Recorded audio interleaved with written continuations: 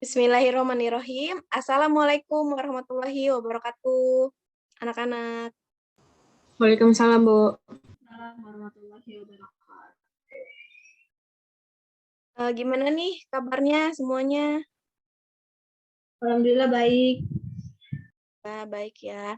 Sebelum kita memulai pembelajaran hari ini, alangkah lebih baiknya kita berdoa terlebih dahulu ya. Berdoa dimulai.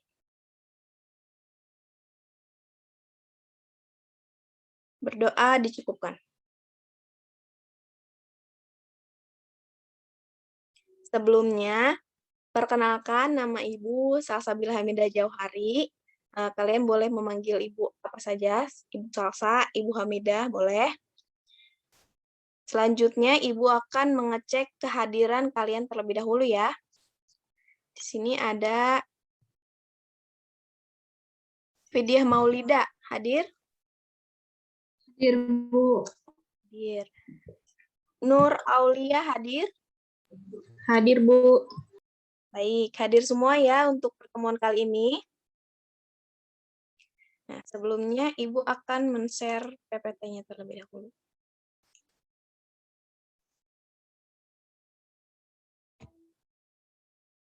Ya, baik. Untuk pertemuan kali ini kita akan membahas mengenai peluang teoretik. Sebelumnya kita mengetahui dulu kompetensi dasar yang akan dicapai pada pertemuan kali ini. Nah, untuk kompetensi dasar di sini ada dua. Yang pertama ada 3.11, yaitu menjelaskan peluang teoretik suatu kejadian dari suatu percobaan. Untuk 4.11, menyelesaikan masalah yang berkaitan dengan peluang teoretik suatu kejadian dari suatu percobaan. Selanjutnya ada tujuan pembelajaran. Setelah kegiatan pembelajaran, peserta didik diharapkan dapat yang pertama menjelaskan pengertian dari peluang teoretik, yang kedua menentukan langkah-langkah peluang teoretik, dan yang ketiga menyelesaikan masalah yang berkaitan dengan peluang teoretik. Oke, di sini ada manfaat mempelajari peluang teoretik. Nah, bisa dilihat ya. Di sini ada BMKG. Tugasnya BMKG itu salah satunya untuk memperkirakan cuaca. Nah, untuk memperkirakan cuaca ini digunakan teori peluang. Apakah hari ini hujan ataukah hari ini cerah, misalnya seperti itu.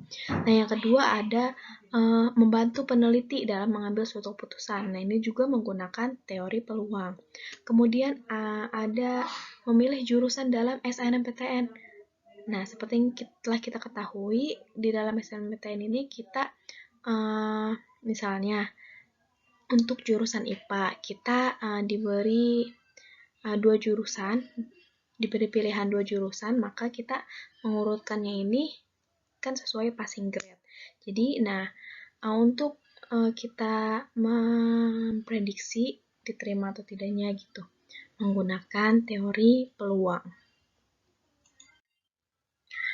Kemudian ada pokok bahasan yang akan kita pelajari pada hari ini. Di sini ada 3. Yang pertama pengertian peluang teoretik, yang kedua langkah-langkah menentukan peluang teoretik, dan yang ketiga menyelesaikan masalah yang berkaitan dengan peluang teoretik. Selanjutnya di sini ada teknik penilaian. Untuk teknik penilaian ada 2. Yang pertama tugas kelompok dan tugas individu. Nah, di sini bisa dilihat untuk kriteria nilainya. Kemudian nanti untuk tugas kelompok, Ibu akan memberikan kalian soal, kemudian kalian diskusikan secara berkelompok, lalu nanti ketika diskusi sudah selesai, hasilnya boleh di-share di sini ya.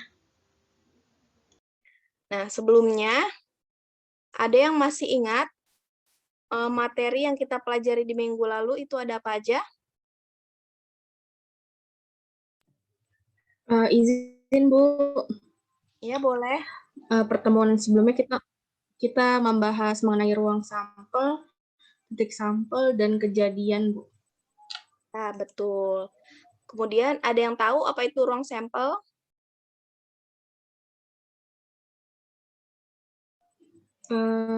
Ruang sampel itu semua kemungkinan yang muncul dari suatu kejadian. Baik, betul. Ruang sampel ini adalah himpunan dari semua hasil yang mungkin pada suatu kejadian. Nah, umumnya dinotasikan dengan S. Ruang sampel ini dapat kita cari dengan bantuan diagram pohon atau tabel.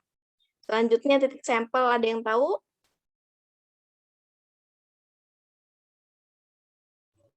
Titik sampel adalah banyaknya anggota dari ruang sampel.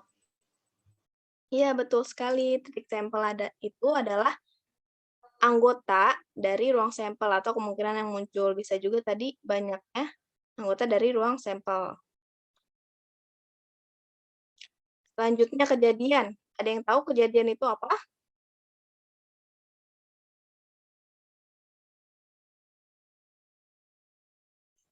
Bagian dari ruang sampel, Bu?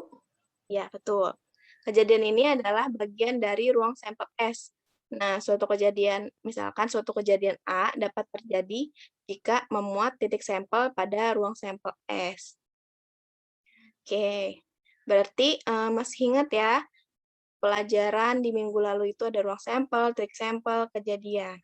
Nah, karena ruang sampel dan titik sampel kejadian ini akan kita pakai untuk pertemuan kali ini, untuk pembahasan hari ini. Di sini kita lihat ya, di ini terdapat tabel. Kita lihat di sini ada eksperimen, ruang sampel, banyaknya ruang sampel, kejadian A, titik sampel kejadian A, banyaknya titik sampel atau NA, peluang teoretik atau PA. Nah, di sini untuk eksperimen yang pertama adalah pelemparan satu koin. Kita lihat ya, di sini ibu punya koin, sebuah koin. Nah, di dalam koin ini terdapat dua muka atau dua tampilan ya. Yang pertama di sini ada muka angka, lalu di sini ada muka gambar ya. Oke. Nah, apabila kita lempar, di sini kemungkinannya itu ada dua, yaitu angka dan gambar ya. Nah, ini keluarnya gambar. Oke, berarti kemungkinan kejadiannya itu atau ruang sampelnya ini adalah angka dan gambar. Kemudian di sini banyaknya ruang sampel. Berarti di sini banyaknya dari ruang sampel ada berapa? Ada 1 dan 2. Berarti banyaknya ruang sampel ada 2. Kemudian di sini ada kejadian A. Kejadian A-nya ini adalah hasil sisi angka. Maka titik sampel kejadian A ini adalah angka. Lalu banyak titik sampel atau NA. Banyaknya titik sampel ini ada 1 kan. Nah, lalu di sini peluang teoretiknya ini adalah 1/2. Kemudian untuk yang kedua, pelemparan satu koin percobaan yang kedua. Di sini ruang sampelnya berarti ada angka dan gambar, kemudian banyaknya ruang sampel atau NS ini ada 2, lalu kejadian A ini hasil sisi gambar. Berarti titik sampel kejadian A ini adalah G atau gambar. Lalu banyak titik sampel atau NA, ini ada 1. Kemudian peluang teoretik atau PA, ini 1/2. Lalu di sini ada penggelindingan satu buah dadu. Nah, dadu ini kan ada yang titiknya 1, 2, 3, 4, 5, 6. Maka ruang sampelnya ini adalah 1, 2, 3, 4, 5, dan 6. Nah, lalu banyaknya ruang sampel atau NS. Di sini ada 6. Kemudian kejadian A. Kejadian A ini hasil mata dadu 3. Berarti titik sampel kejadian A ini adalah 3 ya. Ditulisnya seperti ini. Kemudian banyaknya titik sampel NA ini ada 1. Lalu peluang teoretik PA-nya ini adalah 1/6.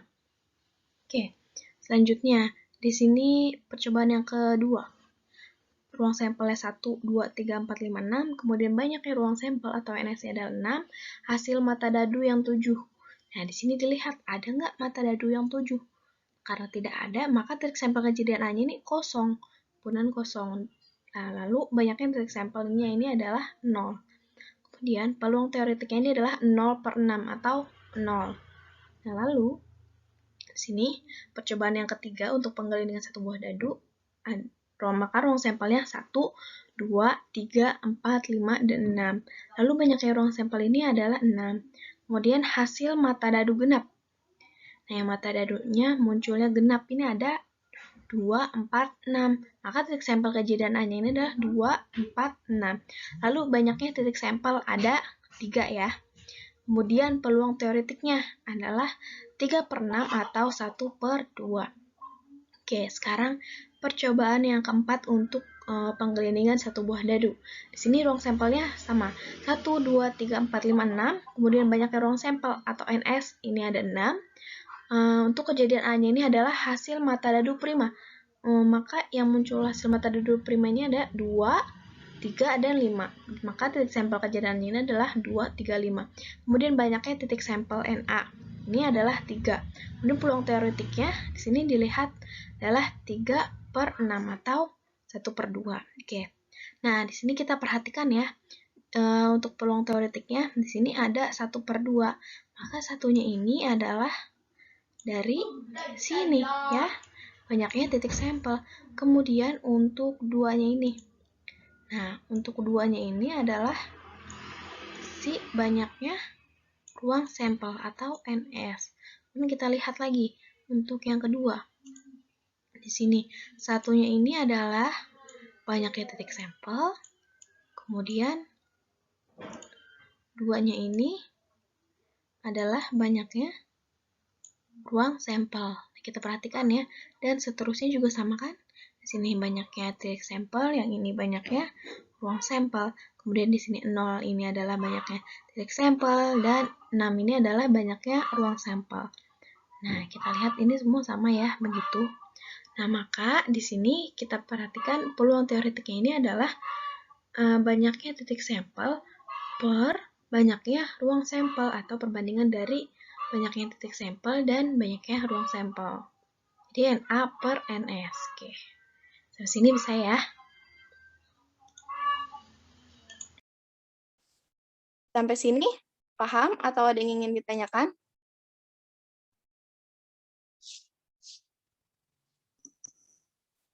Sudah paham.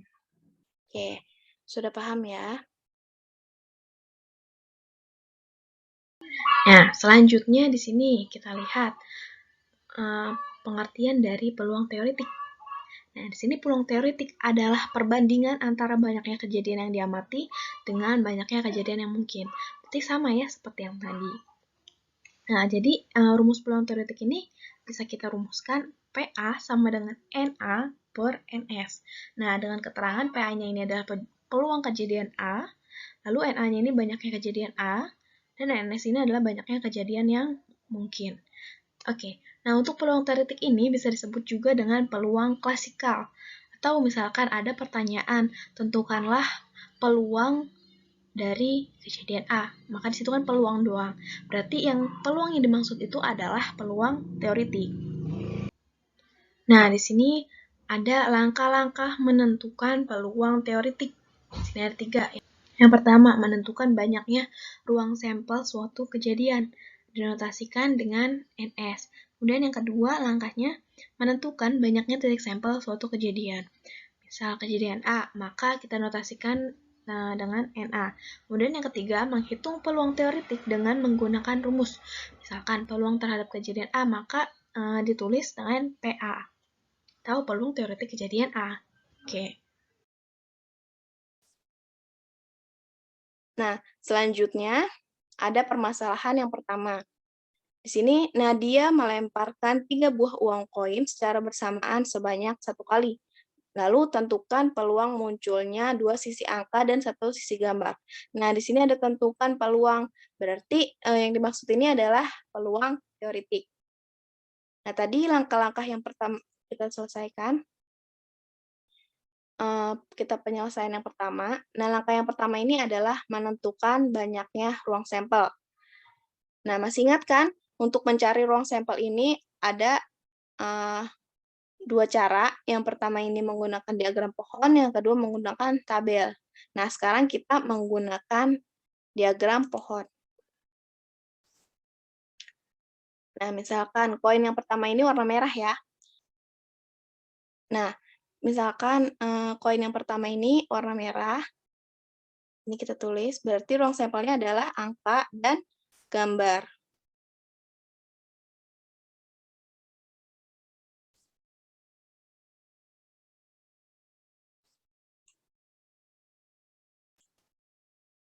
Lalu untuk koin yang kedua, kita warnai kuning. Ruang sampelnya juga ada angka dan gambar. Ini juga angka dan gambar. Nah, lalu kemungkinan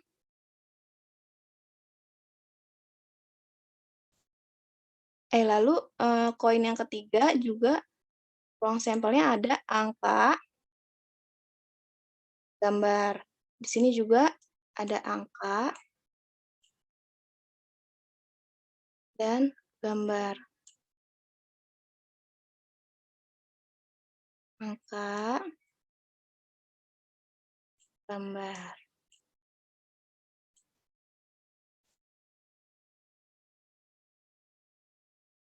Nah, berarti ini yang pertama ini kita lihat. Di sini ada angka, angka, angka. Maka ruang sampel yang pertama ini tertulis angka, angka, angka. Kemudian yang kedua ada angka, angka, gambar. Berarti A, angka, gambar. Lalu yang ketiga, angka, gambar, angka. Terus angka, gambar, angka. Lalu yang keempat ada angka, gambar, gambar. Tulis angka, gambar, gambar. Kemudian yang kelima, ini yang dilihat ada gambar, gambar, angka. Terus gambar, angka, angka. Lalu yang ke-6, ada gambar, angka, gambar. Gambar, angka, gambar. Lalu yang ke-7, dilihat ada gambar, gambar, angka. Gitu, terus berarti gambar, gambar, angka. Nah, yang ke-8, ini ada gambar, gambar, gambar. Jadi, gambar, gambar, gambar. Nah, bisa dilihat di sini. Ruang sampelnya ini adalah angka, angka, angka. Tulis berarti, bentar.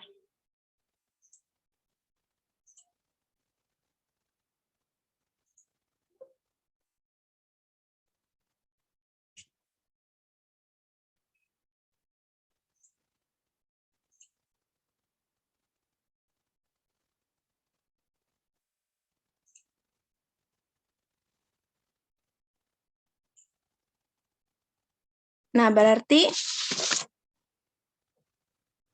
ruang, ini nggak terlihat ya. Warna. Berarti ruang sampelnya adalah sama dengan ada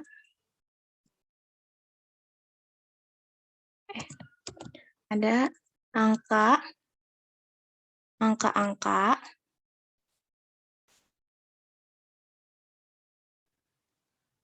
lalu angka-angka gambar,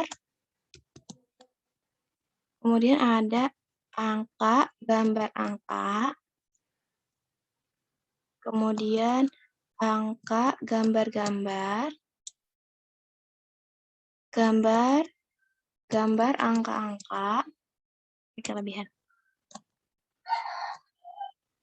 Gambar, angka, gambar, gambar, angka, gambar, gambar, gambar, angka, selanjutnya ada gambar, gambar, angka, dan gambar, gambar, gambar, dan gambar, gambar, gambar. Nah, dilihat ya, ini ruang sampelnya ada angka, angka, angka, angka, angka, gambar, angka, gambar, angka, angka, gambar, gambar, gambar, gambar, gambar, angka, angka, gambar, angka, gambar,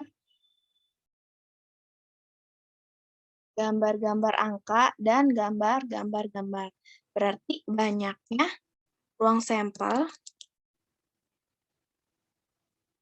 banyaknya ruang sampel atau NS ini ada berapa? Coba dihitung.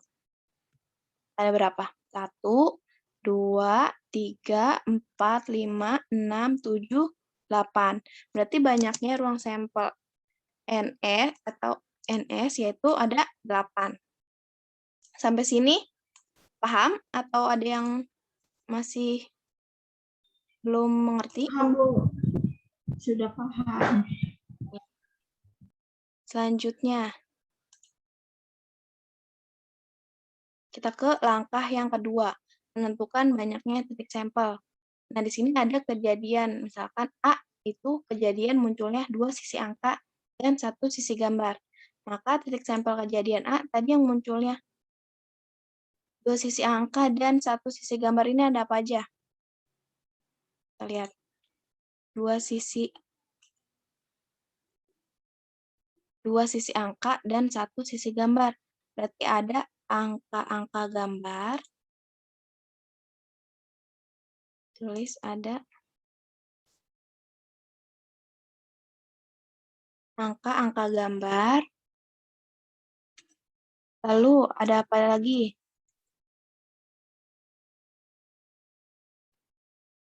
Ada angka gambar angka ya. Ada angka gambar angka. Lalu ada apa lagi? Ada gambar angka-angka. Gambar angka-angka. Gambar angka-angka. Lalu ada apa lagi? Gambar angka-angka, gambar angka gambar, gambar angka. Udah nggak ada lagi ya berarti di sini.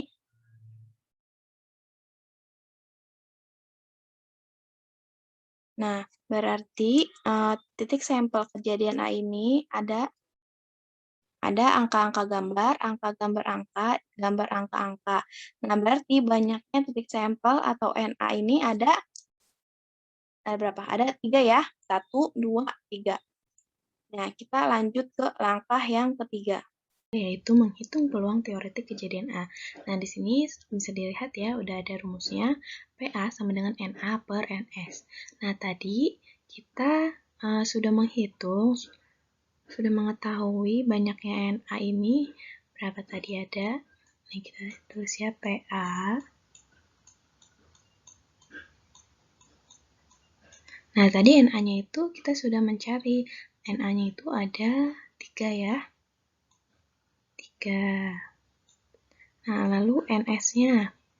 Banyaknya ruang sampel. Banyaknya ruang sampel ini ada 8. Oke.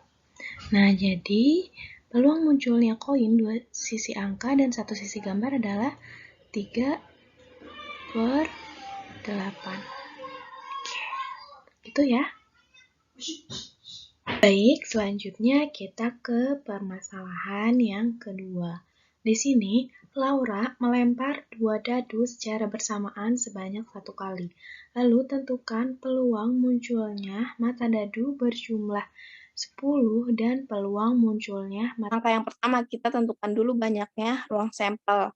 Di sini kita menggunakan tabel ya. Nah, di sini ada dadu yang pertama, ruang sampelnya 1, 2, 3, 4, 5, 6, dan dadu yang kedua 1, 2, 3, 4, 5, 6. Maka kita tuliskan di sini 1, 1. Oke. Lalu di sini ada 1, 2. Kemudian 1, 3. 1, 4. 1, 5. 1, 6.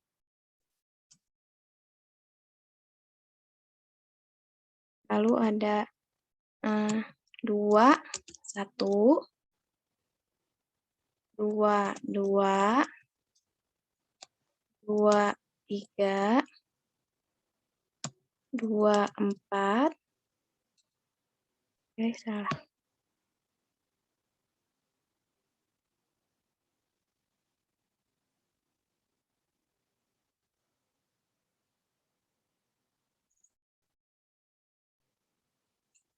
kemudian ada 2, 5,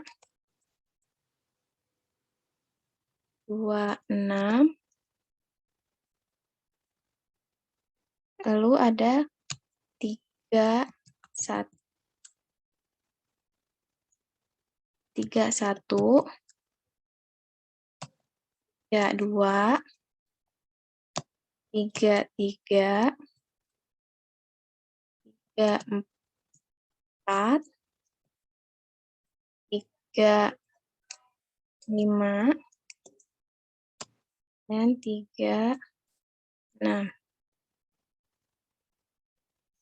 Nah, sekarang 4, 1, 4, 2, 4, 3, 4, 4, 4, 5, 4, 6,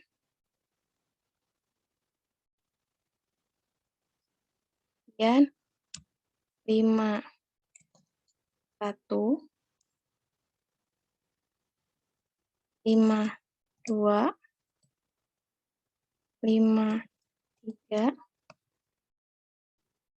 5, 4, 5, 5, 5, 6.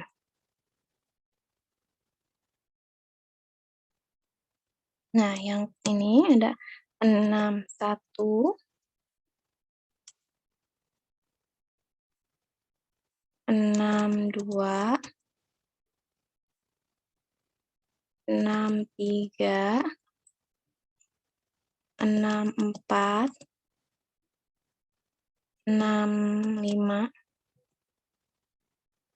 dan 6, 6. Nah, maka bisa dilihat ini adalah ruang sampelnya ada 11, 12, 13, 14, 15, 16, dan seterusnya. Kemudian banyaknya ruang sampel ini ada berapa? Bisa kita hitung.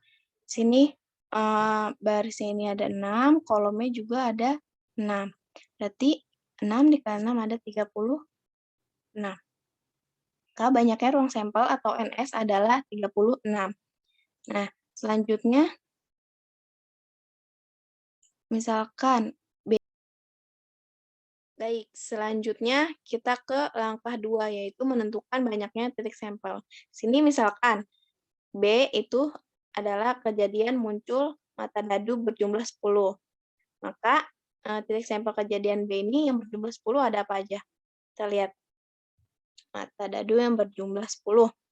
Berarti ada 46, 55, dan 64. Ya.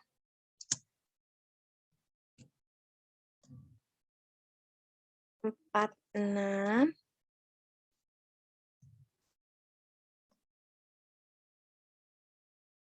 55, dan 64. Nah, lalu banyaknya titik sampel B. Di sini ada berapa? 1, 2, 3. Berarti banyak titik sampel B ada 3. Kemudian, yang kedua ini, kejadian yang kedua. Misalkan C merupakan kejadian munculnya mata dadu kurang dari 7. Maka titik sampel kejadian A ini yang kita lihat mata dadu yang kurang dari 7. Banyak ya. Ada 1, 2, 1, 3, 1, 4, 1, 5, 1, 1, kemudian 1, 2, 1, 3, yang kurang dari 7. Ada 1, 4, 1, 5. Terus ada 2, 1. 2, 2. 2, 3. 2, 4. Terus ada 3, 1. 3, 2. 3, 3. Kemudian ada 4, 1. 4, 2. Kemudian ada 5, 1. Terakhir ya, ini 5, 1. Nah, maka banyaknya titik sampel atau NC. Ini ada berapa? 1, 2, 3, 4, 5, 6, 7, 8, 9, 10, 11, 12, 13, 14, 15. Ada 15. Nih, kita hitung lagi. 1, 2, 3, 4, 5, 6, 7, 8, 9, 10, 11, 12, 13, 14, 15. Oke. Nah, maka banyaknya titik sampel atau NC yaitu ada 15. Sampai sini ada yang ingin ditanyakan? Belum ada ya. Kita lanjut ke langkah yang ketiga. Nah, sekarang kita menghitung peluang teoretik setiap kejadian. Untuk peluang kejadian B, KPB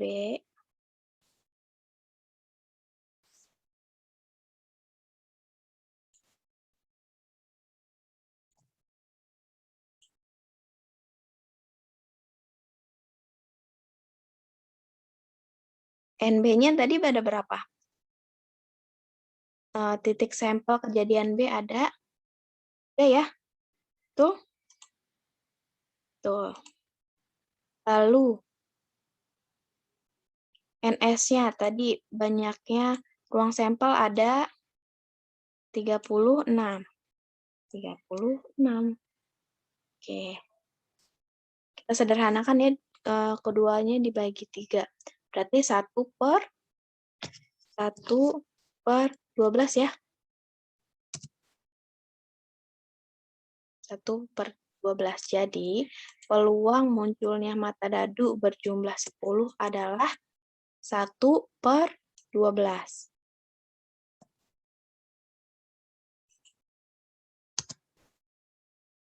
Nah, 1/12. Nah, selanjutnya, untuk peluang kejadian C.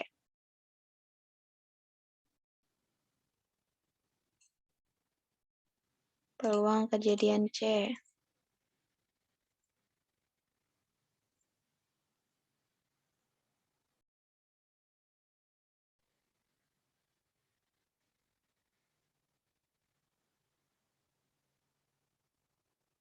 NC-nya tadi berapa? Atau banyaknya titik sampel kejadian C ada 15 ya. Kemudian NS-nya atau banyaknya ruang sampel ada 36. Maka bisa kita sederhanakan menjadi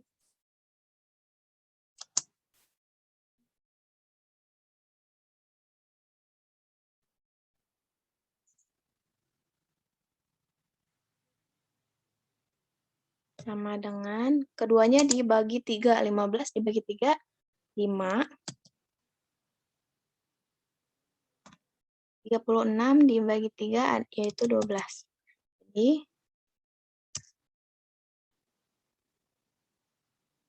5/12. Jadi peluang munculnya mata dadu kurang dari 7 itu adalah 5/12.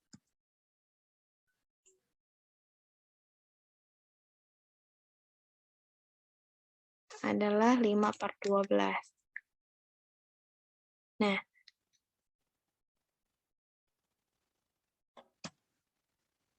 baik, sampai sini ada yang ingin ditanyakan atau sudah paham mengenai perhitungan dari peluang teoretik?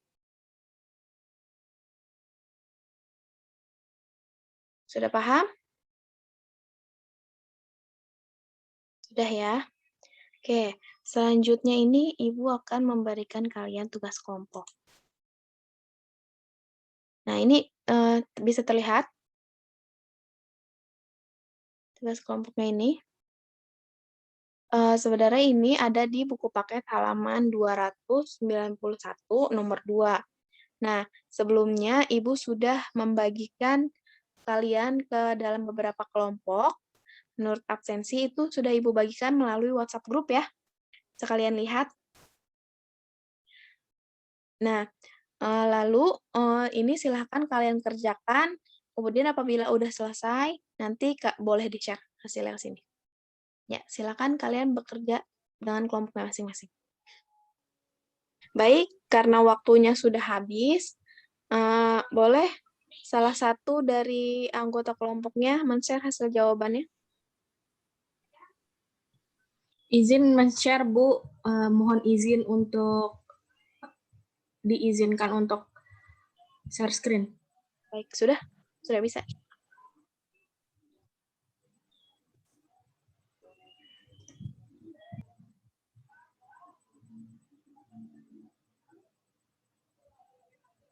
Nur Aulia, kelompok 2.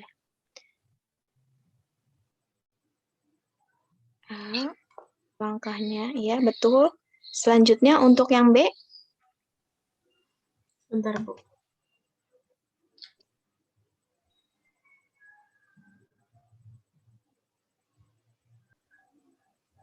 Nah, ini untuk yang B. Kejadian mata dadu bukan kelipatan 3. Jadi peluang munculnya mata dadu bukan kelipatan 3 adalah 2/3. Ya, ini langkah-langkahnya juga betul. Baik, berarti untuk kelompok 2 jawabannya sudah betul ya. Terima kasih untuk kelompok 2. Mari kita tepuk tangan. Nah, karena kita tadi sudah membahas mengenai pengertian peluang teoritik, kemudian langkah-langkahnya, kemudian juga sudah ada contoh soal, lalu mengerjakan tugas kelompok juga. Nah, sampai situ ada yang ingin ditanyakan lagi? Sudah cukup, Bu. Berarti sudah paham ya? Oke. Lalu, ada yang bisa menyimpulkan pembahasan kita hari ini? Ada apa aja? Saya, Bu. Ya, boleh, Vidya. Silakan. Jadi untuk rangkuman atau simpulan materi hari ini adalah yang pertama ada pengertian peluang teoritik. Peluang teoritik adalah perbandingan antara banyaknya kejadian yang diamati dengan banyaknya kejadian yang mungkin. Untuk rumus dari peluang teoritik adalah PA sama dengan NA per NS. Ya. Dengan penjelasannya dengan PA adalah peluang kejadian A, NA adalah banyaknya kejadian A atau banyaknya titik sampel A, NS adalah banyaknya kejadian yang mungkin atau banyaknya anggota ruang sampel. Untuk kesimpulan yang kedua adalah langkah-langkah menentukan peluang teoritik. Langkah-langkah menentukan peluang teoritik adalah yang pertama, menentukan banyaknya ruang sampel suatu kejadian. Yang kedua, menentukan banyaknya titik sampel suatu kejadian. Dan yang ketiga, menghitung peluang teoritik dengan menggunakan rumus. Sudah cukup itu aja. Kali Vidya. Jadi tadi kita sudah membahas pengertian peluang teoritik, kemudian langkah-langkah menentukan peluang teoritik. Yang pertama itu menentukan banyaknya ruang sampel, yang kedua menentukan banyaknya titik sampel, dan menghitung peluang teoritik dengan menggunakan rumus. Oke. Nah, kemudian Ibu akan men-share tugas individu untuk kalian kerjakan di rumah masing-masing ya. Nah, dikerjakan secara individu di rumah masing-masing, kemudian dikerjakan itu di buku tugas. Nah, lalu jika sudah selesai, kalian scan hasil jawabannya, lalu kirimkan melalui email Ibu ya. Di sini nih emailnya, salsabillahamidah78@gmail.com. Dikumpulkannya itu maksimal di pertemuan selanjutnya. Untuk soal lebih jelasnya ini ya, nomor 11 dan 12. Oke, sampai sini ada yang ingin ditanyakan mengenai tugasnya? Enggak ada, Bu. Sudah cukup jelas. Jelas ya. Oke, baik. Jangan lupa ya anak-anak, untuk pertemuan selanjutnya kita akan mengadakan ulangan harian untuk bab ini. Jadi kalian silakan belajar di rumah masing-masing, belajar dengan giat agar hasilnya memuaskan. Oke. Karena waktunya sudah habis, mari kita tutup pembelajaran hari ini dengan mengucapkan hamdalah. Alhamdulillah. Alhamdulillah. Oke, baik anak-anak. Terima kasih atas partisipasinya pada pembelajaran hari ini. Tetap jaga kesehatan. Wassalamualaikum warahmatullahi wabarakatuh. Waalaikumsalam warahmatullahi wabarakatuh. Makasih, Bu.